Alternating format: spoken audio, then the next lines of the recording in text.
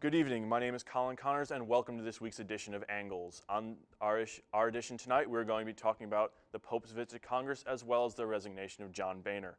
With me tonight is Jonathan McGreal, a personal friend of mine and my arch nemesis. Oh, and it's great to be here, Colin. And let me just say, I already miss him.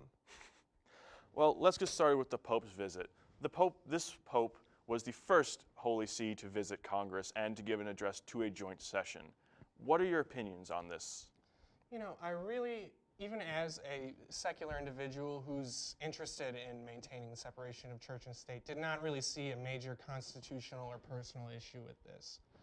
I think that, people, non-governmental people, religious people have addressed Congress in the past, not necessarily in the capacity as a position of religious leadership. But you know what? I think that the Pope is someone who has interesting things to say. I think he has a large constituency of people that want to hear him, and I think that, in that context, hearing him out at Congress was more or less appropriate. But while fundamentally I do agree with many of the things you say, I do agree with his push for social justice, his wish to see penal reform, he was introduced by the Sergeant-at-Arms as Mr. Speaker, the Pope of the Holy See. He was not introduced as a head of state, he was introduced as a religious figure. And with our constitutional separation of church and state, which has been both upheld by the courts and used by the Founding Fathers, Sure.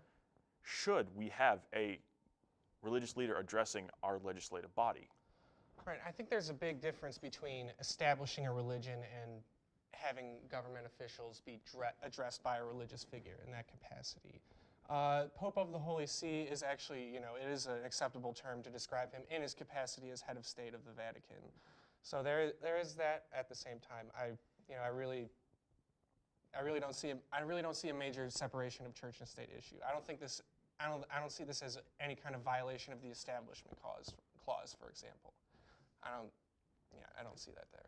See, I would more so see that as something of the problem with the Establishment Clause because, while yes, he was there as a head of state and as the head of the church, but at the same time, when those two are the same thing, I have a fundamental problem with the fact that my governing body has just been addressed by a religious leader.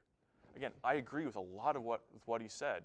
I agree that the environment is a social justice issue. I agree that we need to do more to deal with poverty, and I'm a Republican. But at the same time, he's a religious figure, and that is something that I fundamentally have a hard time wrapping my head around. And I'll say there's something interesting in your argument in that the Pope does not really have an equivalent that we could judge him by. Perhaps the Dalai Lama, but there are a lot of complications in terms of our relations with China and our stance towards Tibet in regards to that. There's not really an equivalent to judge the Pope by in terms of both being a religious figure and being a religious figure of such profound global influence. It's hard to find an analogous situation, say in the religion of Islam or Judaism or something like that. Moving swiftly on, this week John Boehner announced that he will be resigning Congress at the end of October and his speakership. This coming after a threat of a motion to vacate the chair by the Freedom Caucus. This move would have forced John Boehner to step down from his position as Speaker of the House and lead to a new vote to see who would be the Speaker of the House. How do you feel about his decision to step down at this time? Right. I think, well, his decision was fundamentally based in wanting to minimize the public row that the Republican Party would have over the new speakership and the pressures for him to resign. I know he wanted to save his party through that. What I think is really the interesting conversation is why he resigned and what are the forces going on internally in the Republican Party that have led to his resignation. Yeah, so I'd agree with that 42 members of the Freedom Caucus, what is widely used as the Tea Party caucus within the House of Representatives, 42 members out of the 247 members of the Republican Party currently in the U.S. House of Representatives. That means that should they have revolted against John Boehner and voted for the motion to vacate the chair, there would have been 13 Democrats would need to have been released by Nancy Pelosi to keep his speakership. She was reports coming in saying that she was willing to release those votes. So was it, personally, I'm okay with him stepping down. I like the man. I believe he's done a great job as Speaker, but I like the way he stood for the institution, said, I don't want to have my speakership propped up by the opposition party. Right, right, and that's something I can definitely understand to a degree. I That's something I can understand to a degree. I don't feel particularly strongly about. I'm certainly much as someone who's not a Republican, much less invested in their internal dynamics and who is the Speaker of the House for them. But I'll say that I think we have reached a really, really odd period where the Democrats are offering to bolster a sort of moderate Republican Party. It's almost like talking about how we're going to bolster the moderate Syrian rebels. It's like, are we really having this conversation about a parliamentary political party right now? And I think that the Republican Party over the last couple decades has fundamentally taken steps away from being a normal parliamentary political party. So we'll have, a series of meaningless votes about defunding Planned Parenthood or ratcheting up an aggressive posture towards Iran and undoing the diplomatic achievements of the past couple of years that we've seen happen. I think, and that's fundamentally based in the fact that the Republican social, economic, and foreign policy agenda doesn't have a mass base in the public. Where they have a mass base is on these identity issues and on these social issues like abortion and homosexuality and then racial dog whistling and those sorts of things.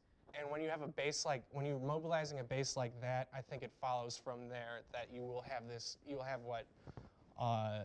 the Republican Party turn into what Norman Ornstein from the American Enterprise Institute called a radical insurgency, as opposed to a conventional parliamentary policy. But how much political group?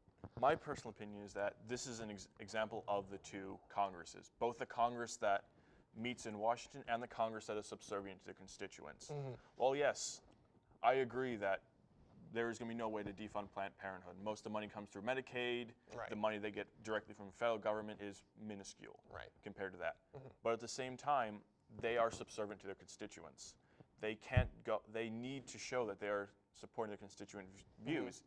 And in many of these districts, the held view is that Planned Parenthood is evil, that Planned Parenthood should be defunded, whether or not that's on the grounds of Roe v. Wade or on a violation of the regulations put in place for abortions. Mm-hmm. But I also believe this is more an example of a fundamental problem that has been developing in the Republican Party, where you do not have a loyal base. Mm-hmm. While this is partially an issue of our electoral system, where whoever gets the most votes wins, at the same time, people need to have party loyalty. When John Boehner took the speakership in 2011, he had 87 freshman members of Congress. Right. He had an incredibly difficult time coming in. Do you think he could have done anything differently to try to create a situation in which he is not resigning at the end of October? From his standpoint, I would just say no, and we're going to fundamentally disagree about this fact. I don't think that John Boehner can push a Republican legislative agenda without mobilizing support from that base that we're talking about, that's sort of appealing to nativism and those sorts of things. I don't think you can push a Republican legislative agenda in this country if you do that. You're not going to get majorities of the electorate without appealing to these constituencies. For instance, it's like poll after poll, 80% of Americans say support a minimum wage increase, and that happens year after year. We see these profound majorities. There's Republicans in there that are in favor of the minimum wage increase. There are Republicans in there that are in favor of drastic minimum wage increases, and that's, just to give an example of how there's a lot of support for issues in the mass base that are not really being articulated in the political system right now.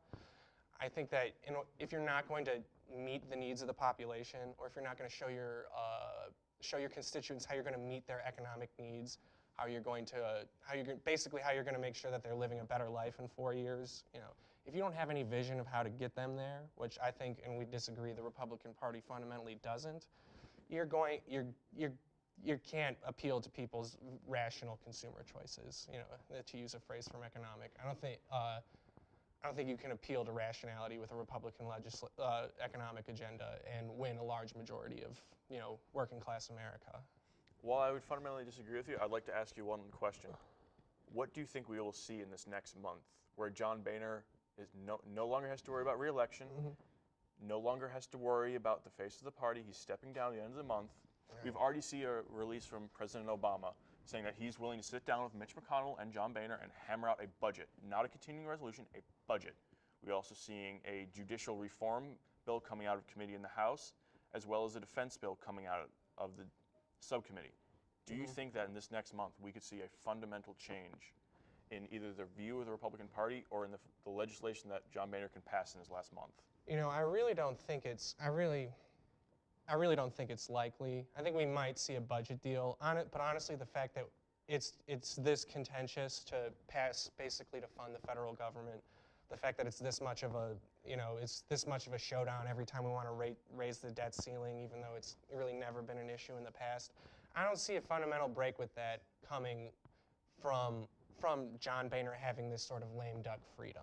I don't see him doing anything big with that. I see him maybe trying to accomplish a budget deal, but I'd have to look more specifically into how House Republicans would react to that.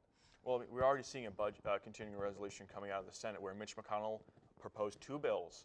One, which defunded Planned Parenthood. The other one, which went through, was a just clean budget bill, a continuing resolution of current spending.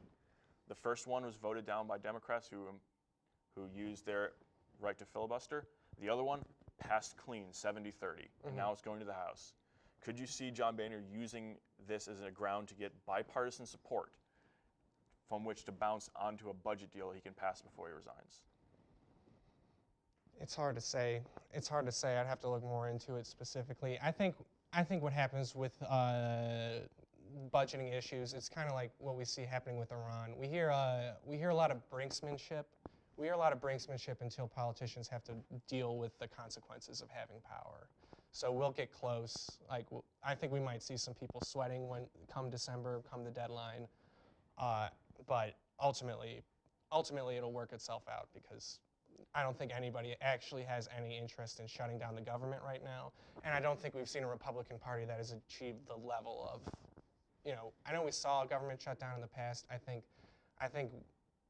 Republicans, and you might agree with this, look back on that as a mistake by particularly Ted Cruz and that radical insurgency Ornstein referenced before.